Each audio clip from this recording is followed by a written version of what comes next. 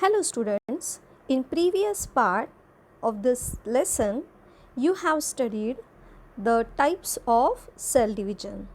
There are two types of cell division occur in the body. Which are those? Yes, mitosis and meiosis. So in previous lecture you have studied about the process of mitotic type of cell division. That means you have studied mitosis cell division. You have studied, you have seen that during the mitosis from one diploid cell, two daughter diploid cells are formed during the mitosis process. Now today we are going to see the second type of cell division which occurs only in germ cell, germinal cells, that is meiosis. So let's see what happens during the process of meiosis. Okay, now before going to see the process of meiosis, let's see the features of meiosis. Meiosis हे जे sale division आहे त्याची आपण property पाहूया. See, meiosis takes place only in germ cells, or we can say that germinal cells. What is the meaning of germinal cells? That means reproductive cells. म्हणजे काय, आपण परवाच्या लेक्चरमध्ये बघितलं की सेल डिव्हिजन जे आहे ते सेलमध्ये होतं, राईट, बॉडी सेल्समध्ये होतं. See two types of cells are there in our body cells और somatic cells, simple cells are there. Okay, तर ज्या सिम्पल सेल किंवा बॉडी सेल्स आहेत ते मायटॉटिक सेल डिव्हिजन घडवून आणतात. ओके, आणि दुसऱ्या प्रकारच्या सेल म्हणजे ज्या रिप्रोडक्शन घडवून आणतात किंवा त्यांना रिप्रोडक्टिव्ह सेल्स म्हटलं जातं, those cells are also called as germ cells और जर्मिनल सेल्स.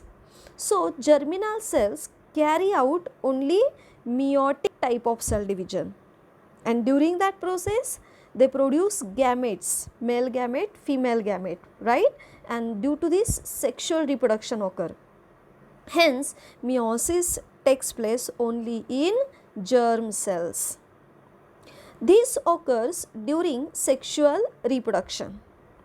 meiosis टाईपचं जे सेल डिव्हिजन आहे त्यामुळे सेक्शुअल रिप्रोडक्शन घडून येतं, and the new organism get born because of meiosis. Okay, then now let's see the stages of meiosis. Meiosis takes place within two stages, meiosis 1 and meiosis 2. meiosis first and meiosis second या दोन स्टेजमध्ये meiosis complete होतं. Now what is the result of meiotic type of cell division? See जरा आपण इथे meiosis बघताना थोडंसं comparative फॉर्ममध्ये आपण स्टडी करणार आहोत. म्हणजे मायटॉसिस आणि मिओसिस याचं कंपॅरिझन करून हा पॉईंट तुमच्या लक्षात येईल. See we have studied that from one diploid cell two diploid cells are formed during mitotic type of cell division. See during meiosis what happen, from one diploid cells 4 haploid cells are formed. See, in previous lecture I have explained the meaning of diploid cell and haploid cell. Okay, see diploid cell म्हणजे काय, अशी cell, normal cell, body cell की ज्यामध्ये always 2 sets of chromosomes are present, one from maternal and one from paternal. See haploid cell म्हणजे काय, अशा cell की ज्यामध्ये फक्त एकच सेट क्रोमोझोमचा प्रेझेंट असतो. ओके, तर ते रिप्रोडक्शनच्या प्रोसेसमध्ये आपण नंतर इन डिटेल बघणार आहोत की का haploid cells. Okay, so by meiosis from one diploid cell 4 haploid cells are formed. आणि मायटॉसिसमध्ये आपण काय बघितलं होतं, वन डिप्लॉइड सेलपासून 2 डिप्लॉइड सेल्स तयार होतात हे बघितलं होतं आपण. आणि हे पण आपण बघितलं की त्या ज्या 2 डिप्लॉइड सेल्स तयार होतात those are genetically similar to each other. पण इथे ज्या 4 हॅप्लॉइड सेल्स तयार होतात they are not similar to each other. Let's see the main function or main activity occurs during meiosis, that during meiosis 1 crossing over occurs between non-sister chromatids of homologous chromosomes. This results in genetic recombination. आता crossing over म्हणजे काय हे नंतर पुढच्या स्टेपमध्ये मी in detail explain करणार आहे. इथे फक्त एवढं लक्षात घ्या की नॉन सिस्टर क्रोमॅटिड जे आहेत, आता आपण सिस्टर क्रोमॅटिड कन्सेप्ट काय हे पण बघितलं होतं, होमोलोगस क्रोमोझोम म्हणजे काय हे पण आपण बघितलं होतं की सेलमध्ये सिमिलर असणारे जे क्रोमोझोम्स असतात त्यांना होमोलोगस क्रोमोझोम म्हटलं जातं. आणि प्रत्येक क्रोमोझोम सेल डिव्हिजन व्हायच्या आधी स्वतःला रेप्लिकेट करतो आणि अशा प्रकारे 2 सिस्टर क्रोमॅटिड एका क्रोमोझोममध्ये असतात. तर या ठिकाणी एका क्रोमोझोमच्या 2 सिस्टर क्रोमॅटिडमध्ये क्रॉसिंग ओव्हर होत नाही. तर 2 होमोलोगस क्रोमोझोम, 2 वेगवेगळ्या होमोलोगस क्रोमोझोमच्या वेगवेगळ्या सिस्टर क्रोमॅटिडमध्ये, म्हणूनच इथे नॉन सिस्टर क्रोमॅटिड म्हटलेलं आहे, क्रॉसिंग ओव्हर घडून येतं. आता क्रॉसिंग ओव्हर म्हणजे काय हे आपण इन डिटेल बघणारच आहोत पुढे. So just I want to tell you that crossing over that means genes get transferred between non sister chromatids of homologous chromosome.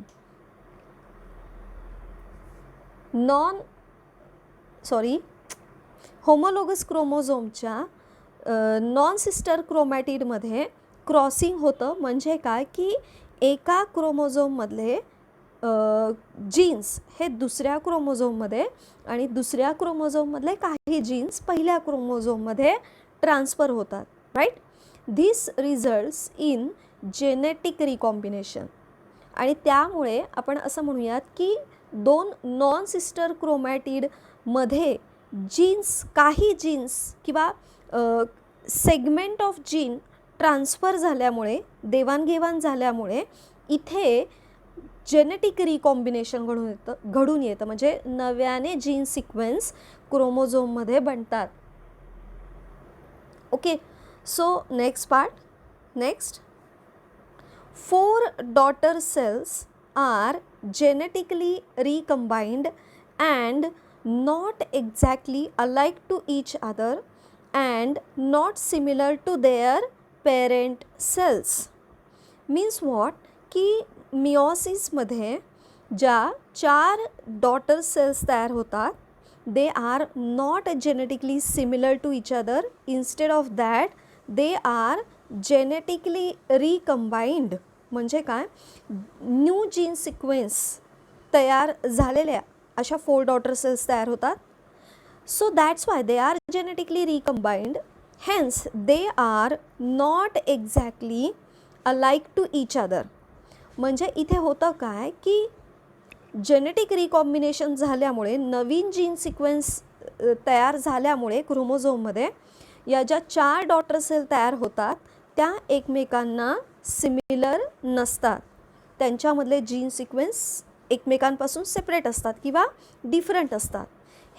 They are not similar to each other as well as they are not similar to their parent cells.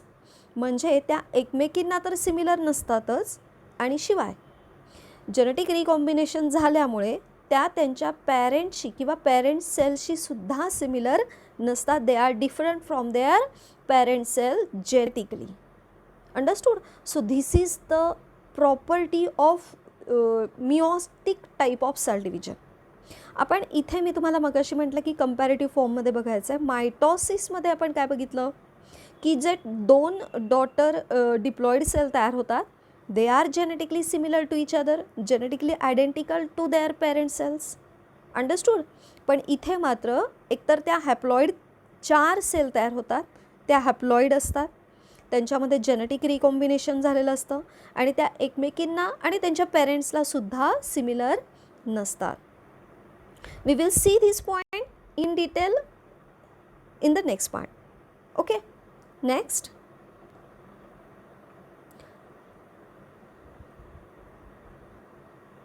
now let's see meiosis 1. Okay, see, you can see here the figure or picture of the stages of meiosis 1. So what happens during meiosis 1? See, during meiosis 1 you can see there are the phases included here: prophase 1, metaphase 1, anaphase 1, telophase 1, that is given in the next part. See, तर meiosis 1 मध्ये सुद्धा इथे 4 phases include आहेत. Which are those? Prophase 1, metaphase 1, anaphase 1 and telophase 1. See, याच अशाच phases आपण मायटोसिसमध्ये बघितल्या होत्या: prophase, metaphase, anaphase, telophase. But these phases which are included in meiosis 1, those are different from the mitosis. Why? Because see, we are not going to see the explanation in detail of all those phases in meiosis 1. इथे फक्त काही point तुम्हाला लक्षात ठेवायचे आहेत. सगळे phases in detail आपल्याला टेक्स्टबुकमध्ये दिलेले नाही, but I will explain that. See, during meiosis 1 what happened? The main activity occurs that homologous chromosomes undergo crossing over. सगळ्यात महत्त्वाचं फंक्शनिंग किंवा ॲक्टिव्हिटी meiosis 1 मध्ये काय होते की इथे स्टार्टिंगला इंटरफेज आपण बघितलं आहे की most of the cell spends is most of the life time in interphase. इंटरफेजमध्ये सेल नॉर्मली बराच कालावधी असते. त्यानंतर सेल डिव्हिजन जेव्हा स्टार्ट होतं तेव्हा प्रोफेज 1 स्टार्ट होते आणि प्रोफेज 1 जी आहे या फेजला मोस्टली जेनेटिक रिकॉम्बिनेशन घडून येतं. Prophase 1 is a very lengthy process during meiosis 1. meiosis 1 मधली प्रोफेज 1 जी आहे त्याला खूप वेळ लागतो किंवा कालावधी त्याचा जास्त आहे. So what happens during prophase 1? Homologous chromosome जे असतात ते एकमेकांना अटॅच्ड होतात आणि होमोलोगस क्रोमोझोममध्ये जीनचे सेगमेंटची देवाणघेवाण होते, जेनेटिक मटेरियल ट्रान्सफर होतं. यालाच आपण क्रॉसिंग ओव्हर असं म्हटलेलं आहे. So during prophase 1 homologous chromosomes undergo crossing over and due to this genetically recombined chromosome are formed in meiosis 1. We can say that genetic recombination ही महत्त्वाची प्रोसेस meiosis 1 च्या prophase 1 मध्ये घडून येते आणि मग जेनेटिकली रिकम्बाइंड क्रोमोझोम तयार होतात. पुढे काय होतं या जेनेटिकली रिकम्बाइंड क्रोमोझोमचं? these homologous chromosome, genetically recombined homologous chromosome then divide into two groups and then two haploid cells are formed. Now here आता थोडंसं परत एकदा कंपॅरिझन आपण बघतोय. मायटोसिसमध्ये आपण काय बघितलं होतं की मायटोसिसमध्ये आपण बघितलं होतं की सिस्टर क्रोमॅटिड सेपरेट होतात, हो ना, आणि सिस्टर क्रोमॅटिड जे आहेत त्यांचे 2 ग्रुप तयार होतात आणि त्यापासून 2 न्यूक्लाय तयार होतात. इथे sister chromatids are not separated in meiosis 1. हा महत्त्वाचा difference. Again I repeat here, you remember this and repeat this along with me. See, after genetic recombination genetically recombined homologous chromosomes जे आहेत त्यांचं डिव्हिजन होतं 2 ग्रुपमध्ये. म्हणजे अखंड होल होमोलोगस क्रोमोझोम डिवाइड होतात 2 ग्रुपमध्ये. म्हणजे काय, होमोलोगस क्रोमोझोमचे सिस्टर क्रोमॅटिड सेपरेट होत नाहीत जसे मायटोसिसमध्ये सेपरेट झाले होते आणि सिस्टर क्रोमॅटिडचे 2 ग्रुप तयार न होता होल किंवा अखंड होमोलोगस क्रोमोझोमच 2 ग्रुपमध्ये डिवाइड होतात.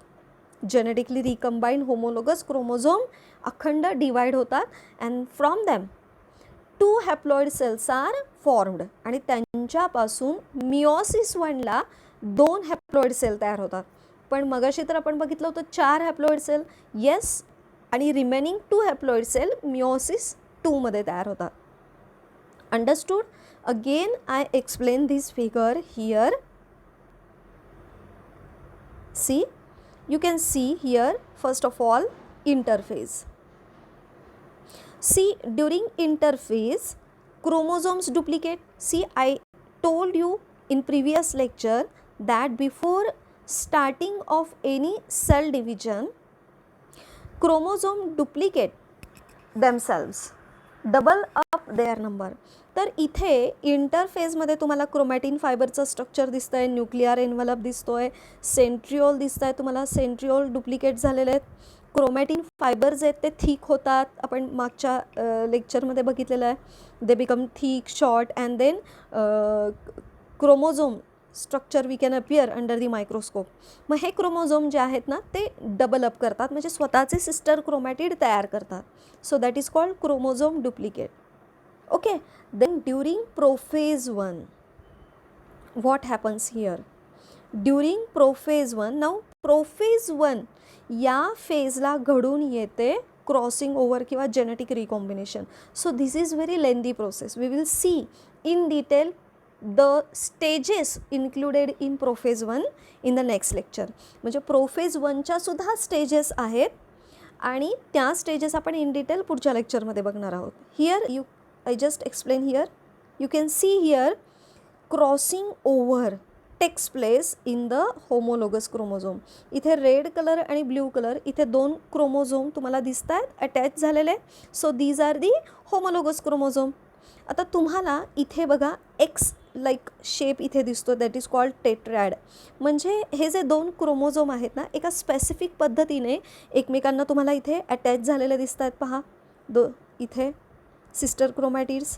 ओके, तर या क्रोमोझोममधला हा जो पार्ट दिसतो ना तुम्हाला इथे, सो एकमेकांवरती त्याच्या सिस्टर इथे बघा ब्ल्यू कलरचं जे आहे त्याची एक सिस्टर क्रोमॅटिड आणि रेड कलरचा जो क्रोमोझोम आहे त्याची एक सिस्टर क्रोमॅटिड. म्हणजे इथे नॉन सिस्टर क्रोमॅटिड झाले की नाही, म्हणजे दोन वेगळ्या क्रोमोझोमच्या दोन वेगळ्या sister chromatid. So that's Y that is called non sister chromatid.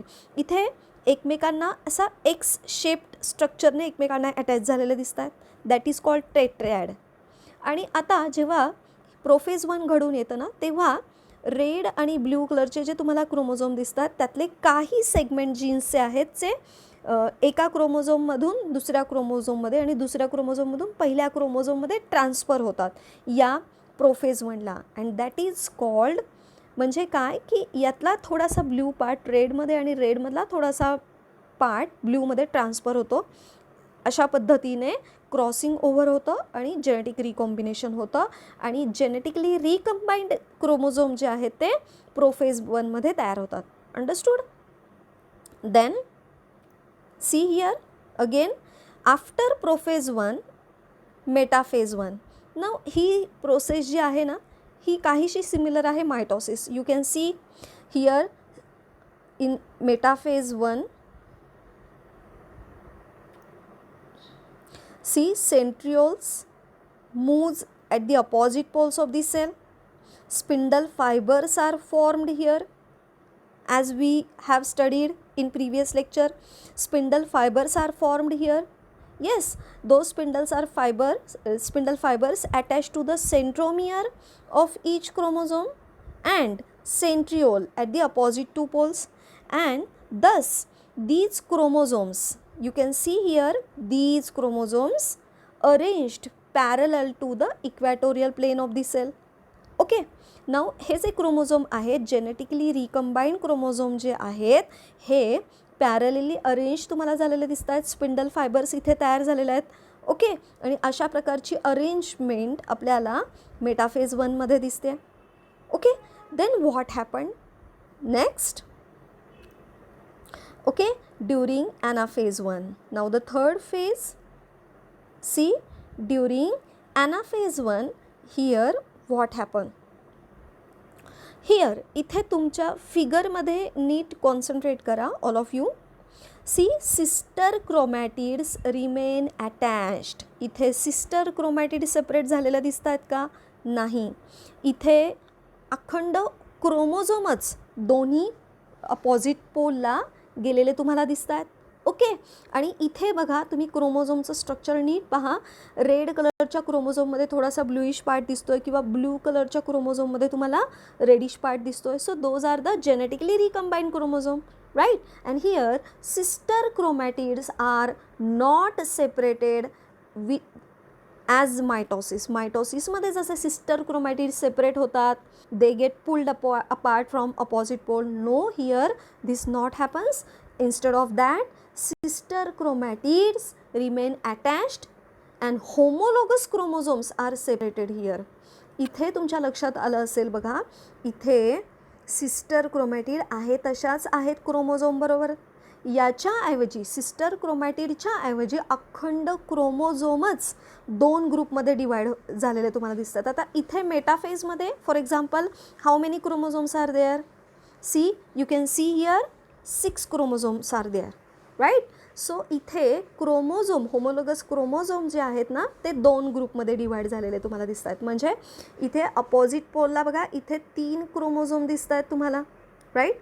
आणि इथे खाली तुम्हाला 3 क्रोमोझोमचा ग्रुप दिसतोय. सो 3 क्रोमोझोमचे असे एक 2 ग्रुप तयार झालेले आहेत आणि होमोलोगस क्रोमोझोम सेपरेट होतात. Genetically recombined homologous chromosomes are separated during anaphase 1. आणि टीलोफेजला काय होतं? Yes, see, from those 2 different groups which move to the opposite poles of the cell. From that मग त्याच्याभोवती प्रत्येक ग्रुपभोवती न्यूक्लिअर मेम्ब्रेन तयार होतं, राईट. आणि मग त्यामध्ये न्यूक्लिओलस तयार होतं, राईट. आणि त्यानंतर क्रोमोझोम जे आहेत त्यांचं पुन्हा डिकंडेन्सेशन होतं. आपण मायटॉसिसमध्ये बघितलं होतं त्या पद्धतीने. आणि अशा प्रकारे during telophase 1 see 2 nuclei are formed and then from then afterwards cytoplasm divides and thus see या पद्धतीने 2 daughter cells are formed which are haploid. आता हॅप्लॉइड असं का म्हटलेलं आहे?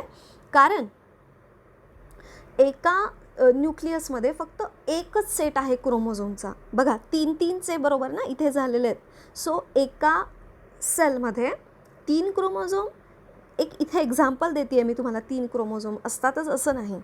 ओके, एका सेलमध्ये, एका सेलच्या न्यूक्लियसमध्ये 3 क्रोमोझोम, दुसऱ्या सेलच्या न्यूक्लियसमध्ये 3 क्रोमोझोम. आपण स्टार्टिंगला काय बघितलं की एक डिप्लॉइड सेल होते किती क्रोमोझोम? 6 होते. पण आता जे 2 डॉटर सेल तयार झालेले आहेत, chromosome numbers reduce to half. म्हणजे क्रोमोझोमची संख्या निम्मी झालेली आहे डॉटर सेलमध्ये. That's why those are the haploid cells are formed. So thus during meiosis 1 at the last phase telophase 1, telophase 1 ची डायग्राम पुढच्या पार्टमध्ये आहे दिलेली. Okay, so at the last meiosis 1 stage from 1 diploid cell 2 haploid cells are formed. Understood? So what happened during meiosis 2 we will see in the next lecture.